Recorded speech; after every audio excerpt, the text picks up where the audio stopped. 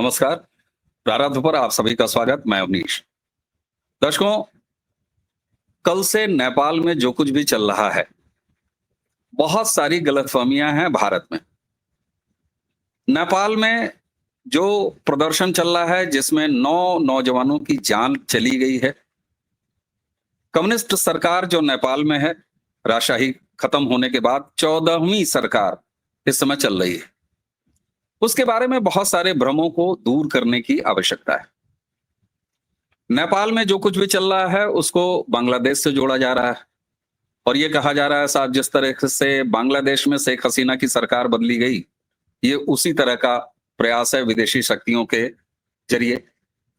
कुछ लोग इसे इंडोनेशिया में जो अनरेस्ट चल रहा है उससे जोड़ रहे हैं और उसकी अपनी वजहें भी हैं, क्योंकि भारत में राहुल गांधी, इनका इकोसिस्टम लगातार बांग्लादेश दोहराने की कल्पना भी पाले बैठा है और उसके लिए लगातार अपने प्रयास भी कर रहा है। लेकिन नेपाल में जो कुछ भी चल रहा है उसको जरा अलग दृष्टि से देखने की जरूरत है और दृष्टि अलग करने की जरूरत नहीं है। जो कुछ भी सही वहां हो रहा है उसको जानने की जरूरत है। आइए अगले कुछ मिनटों में मैं आपको ये बताने का प्रयास करता हूं। अब देखिए, नेपाल में घटना शुरू कैसे हुई। ओली सरकार ने, जो कि एक कम्युनिस्ट सरकार है, उसने 26 सोशल मीडिया प्लेटफॉर्म्स को बैन कर दिया नेपाल में, जिसमें फेसबुक, इंस्टा, ट्विटर और उसी के साथ यूट्यूब भी शामिल है। लेकिन जरा एक बात ध्यान रख लीजिएगा, पहले ही 26 प्लेटफॉर्म सोशल के बैन जरूर हैं नेपाल में, लेकिन उसी नेपाल में एक चाइनीज ऐप जिसका नाम टिकटॉक है, जो भारत में बैन है, वो लगातार चल रहा है। ये अलग बात है कि सोशल मीडिया बैन का विरोध उस प्लेटफॉर्म पे भी जबरदस्त तरीके से ट्रेंड कर रहा है। अब तासीर समझिए जरा। हुआ ये कि स्वतः फुर्त नौजवान राष्ट्रपति भवन के सामने इकट्ठा हुए। उनका आंदोलन बिल्कुल शांतिपूर्ण आंदोलन था। वे केवल सोशल मीडिया बैन हटाने का मांग कर रहे थे। लेकिन ओली सरकार ने निर्देश क्या दिया? ओली सरकार ने पहले डंडे मारे उनके प्रहरियों ने, और उसके बाद बिना किसी उकसावे, बिना किसी भड़कावे के गोली चला दी और 9 बच्चे मर गए। ऐसा क्यों किया, ये सबके जहन में आ सकता है। मैं देखा कल सोशल मीडिया में, भारत में तमाम लोग ये कह रहे थे कि हम बच्चे बिगड़ रहे हैं, सोशल मीडिया पर ये बयान बड़ा अच्छा है। लेकिन साहब, यहीं पर वो महीन सा फर्क है जिसे समझने में या जिसे जानने में बहुत सारे लोग असफल हो रहे हैं। नेपाल के इतिहास में जरा जाइए। नेपाल एक मात्र विश्व में हिंदू राष्ट्र, जहां राजशाही जरूर थी, एक राजा जरूर थे जैसे भूटान में है, लेकिन एक बाकायदे प्रधानमंत्री होते थे, एक पूरा मंत्रिपरिषद होता था, और जिस तरीके से लोकतांत्रिक व्यवस्था में सरकारें चलती हैं, ठीक वही पैटर्न नेपाल में भी था। बल्कि आप राजा को राष्ट्रपति की भूमिका वाला एक राष्ट्राध्यक्ष कह सकते हैं। यही स्थिति नेपाल की थी। लेकिन धीरे धीरे नेपाल में चीन का प्रभाव बढ़ा और प्रचंड के नेतृत्व में एक कम्युनिस्ट आंदोलन वहां शुरू हुआ। उसी के समय काल में वहां के राजा की हत्या हुई, पूरे परिवार की हत्या हुई, और उसके बाद इस समय जो राजा बने हैं, उस समय बने थे, लेकिन उनको अंततः लोकतंत्र की व्यवस्था के नाम पर ज्ञानेंद्र की सरकार को हटा दिया गया, राजशाही समाप्त कर दी गई और कहने को नेपाल में लोकतंत्र आ गया। लोकतंत्र आते ही क्या हुआ?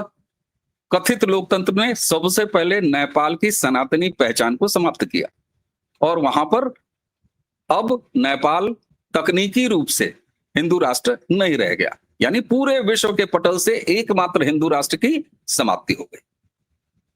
लेकिन नेपाल तो सनातनी है। अब यहां पर डेवलपमेंट क्या हो रहा था और उसको कैसे आप सोशल मीडिया के ये आंदोलन गलत नहीं है इससे कैसे जोड़ेंगे, इसके लिए मैं आपको कुछ चीजें दिखाता हूं। आप जरा ये स्लाइड देखिए। ये भूतपूर्व राजा हैं ज्ञानेंद्र।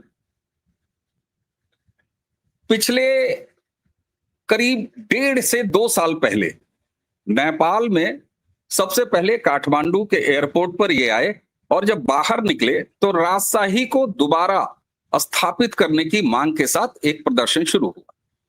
उसके बाद पिछले मार्च के महीने में भी ये प्रदर्शन एक बार फिर शुरू हुआ। ये तस्वीरें उसी समय की हैं जब एयरपोर्ट से निकल के भूतपूर्व राजा ज्ञानेंद्र आगे बढ़ रहे थे। अब जरा इन तस्वीरों को ध्यान से देखेंगे आप, तो आपको पता चलेगा कि इसमें कुछ और भी ऐसा है जो बहुत महीन है, जिसको नोटिस करने लायक है। देखिए, ये आप देख रहे हैं दूसरी स्लाइड, आप इस स्लाइड को ध्यान से देखिएगा। इस स्लाइड में एक तरफ आपको राजा ज्ञानेंद्र दिखाई देंगे और दूसरी तरफ योगी आदित्यनाथ उत्तर प्रदेश के मुख्यमंत्री का पोस्टर आपको दिखाई दे रहा है। इसको लेके बड़ी चर्चा हुई थी अंतरराष्ट्रीय राष्ट्रीय मीडिया में, लेकिन लोगों ने बहुत ध्यान नहीं दिया। मैंने प्रारंभ पर एक वीडियो बनाया था उस समय भी। आगे की तस्वीर आप देखिए, ये फ्रेम उत्तर प्रदेश के मुख्यमंत्री योगी आदित्यनाथ और उनके साथ नेपाल के भूतपूर्व राजा। योगी आदित्यनाथ जिस परंपरा से आते हैं, यानी गोरक्षनाथ परंपरा से आते हैं, वहां के पीठाधीश्वर हैं और गोरखनाथ मंदिर में संक्रांति पर लगने वाले यानी खिचड़ी जो होती है मकर संक्रांति, उसके मेले में सबसे पहली खिचड़ी ये परंपरागत रूप से नेपाल के राज परिवार से आती है, आज भी आती है। अभी जो बीता है मकर संक्रांति का पर्व, उसमें भी नेपाल के भूतपूर्व राजा के परिवार से प्रतीक रूप में वो खिचड़ी आके चढ़ती है। नेपाल की मुद्रा अगर आपको याद हो तो उस पर श्री श्री योगी गुरु गोरक्षनाथ जी महाराज ये लिखा होता था।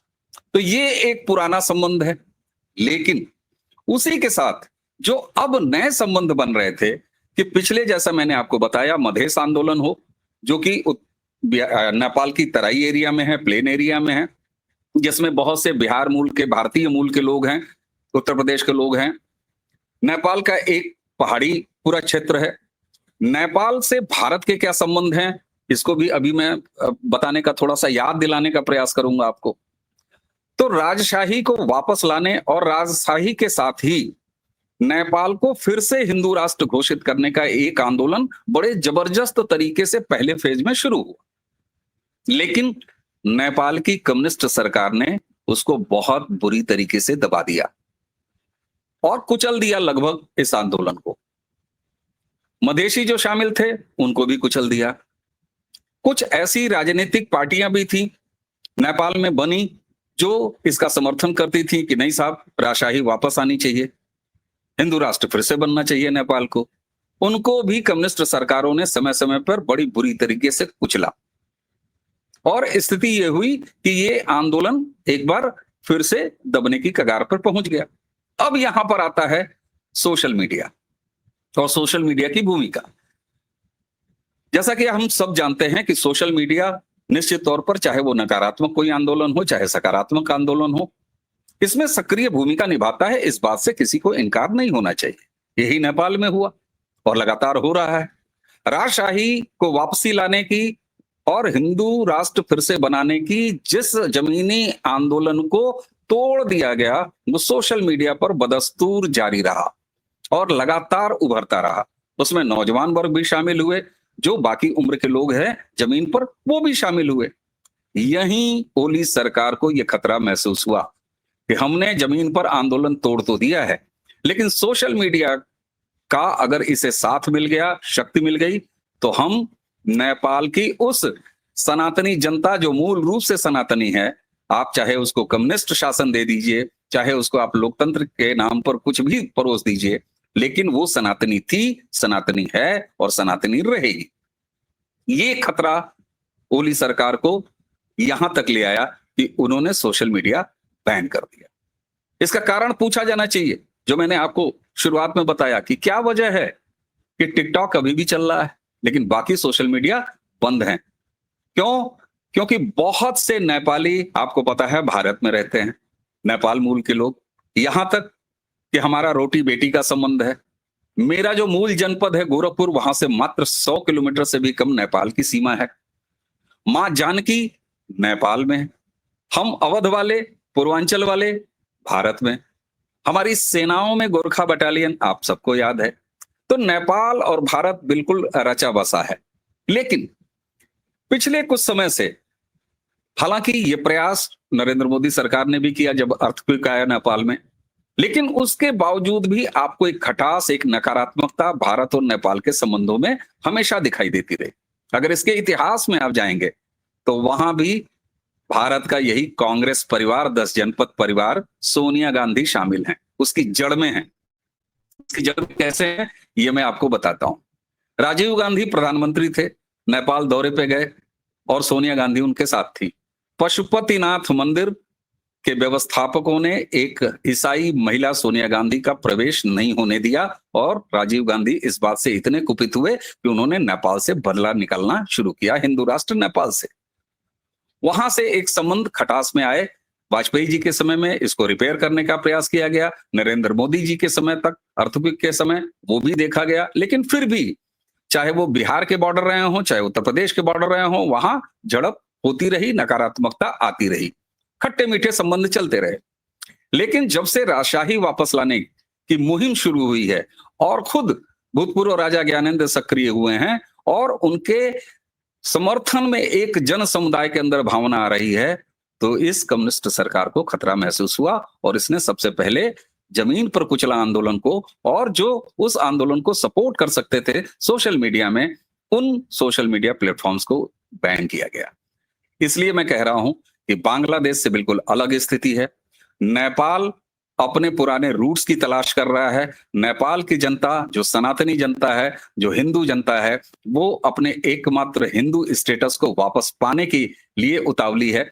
इसलिए मैं हाथ जोड़ के नमन करता हूं नौजवान पीढ़ी के उन 9 शांतिपूर्ण प्रदर्शन कर रहे बच्चों का, जिनकी क्रूर हत्या नेपाल की सरकार ने की है। और मैं आपको बताऊं, मेरे जो सूत्र हैं, हम जैसे जो नेपाल के सीमावर्ती लोग हैं, जिनका मूल स्थान है, हम जानते हैं कि साहब अब ये आंदोलन रुकेगा नहीं। हिंसक आंदोलन जरूर हो रहा है और एक तरफा कार्रवाई कर रही है नेपाल की पुलिस, नेपाल के प्रहरी और नेपाल की सरकार। लेकिन सोशल मीडिया के बैन के जरिए उठे इस आंदोलन को, जिसके मूल में हिंदू राष्ट्र की वापसी है राजा के जरिए, उसे अब थमने के प्रयास जितने भी कर लें बोली सरकार, लेकिन वो अब संभव नहीं हो पाएगा। हालांकि क्रूरता पहले भी की गई है, क्रूरता अब भी की जाएगी। इसलिए मेरा हाथ जोड़ के निवेदन है, ये वीडियो मैंने सिर्फ इसलिए बनाया है कि कल से सोशल मीडिया में बड़े लोगों द्वारा मैंने देखा, एक तरफ ये बात की जा रही है कि हमारे नौजवानों को बिगाड़ रहा है सोशल मीडिया, नेपाल का बैन बिल्कुल सही है। नहीं साहब, इस दृष्टि से मत देखिए। ये अलग बात है कि सोशल मीडिया का क्या कुप्रभाव है, उस पर एक अलग से बात हो जानी चाहिए। लेकिन नेपाल के संदर्भ में ये जो हालिया डेवलपमेंट नेपाल में हो रहा है, ये पूर्णतः स्वदेशी है और वहां की कम्युनिस्ट सरकार, जो कि वहां की हिंदू आइडेंटिटी को समाप्त कर चुकी है, उसकी बहाली के लिए है और उसको समर्थन देने के जरिए है। नेपाल का ये आंदोलन, जो मेरे पास सूत्र हैं, अब काठमांडू से निकल के बाकी शहरों में भी फैलेगा। मैं ये नहीं कहता हूं कि सब कुछ एक झटके में हो जाएगा, लेकिन अब सनातनी नेपाल का खड़ा हो गया है अपने रूट्स को तलाशने के लिए। इसलिए मेरा यह धर्म बनता था कि आपको असली जो केमिस्ट्री है इस पूरे नेपाल के हालिया घटनाक्रम की, वो आपके सामने रखूं। तो हमें निश्चित तौर पर इसके बारे में ज्यादा से ज्यादा जानकारी लेनी चाहिए। आज गूगल है, आप नेपाल के बारे में जानिए, नेपाल के मधेशी आंदोलन के बारे में जानिए, राजशाही और हिंदू राष्ट्र की वापसी के आंदोलन कब कब वहां चले हैं, कब कब चल रहे हैं, इसके बारे में जानने का प्रयास कीजिए। और तब आपको ये बांग्लादेश से बिल्कुल अलग लगेगा, ये नेपाल से इंडोनेशिया से बिल्कुल अलग लगेगा। और तमाम ऐसी विदेशी शक्तियों के जरिए जो सत्ता परिवर्तन किया जा रहा है, जो यहाँ राहुल गांधी और उनका इकोसिस्टम भी करने का प्रयास कर रहा है, वो से ये पूरी तरह आपको अलग दिखाई देगा। तो इसी जानकारी के साथ अगर ये वीडियो आपको अच्छा लगा हो तो इसे ज्यादा से ज्यादा लोगों तक शेयर कीजिए, आगे बढ़ाइए। और हम जिस तरीके से कुंभ के समय आपको अपडेट देते थे, मैं प्रयास करूंगा कि नेपाल में हो रही इन तमाम घटनाओं की अपडेट मैं आपको ज्यादा से ज्यादा देने का प्रयास करूं। तो अब ये वीडियो यहीं समाप्त करते हैं, मुझे आज्ञा दीजिए। और एक बार फिर आपसे निवेदन, चैनल को सब्सक्राइब आपने कर रखा है, नहीं किया है तो कर लीजिए, बेल आइकन दबा दीजिए ताकि सबसे पहले अपलोड की सूचना आपको मिले। लाइक और शेयर जरूर कीजिए। तो मुझे दीजिए आज्ञा, नमस्कार, प्रणाम, जय जय श्री राम।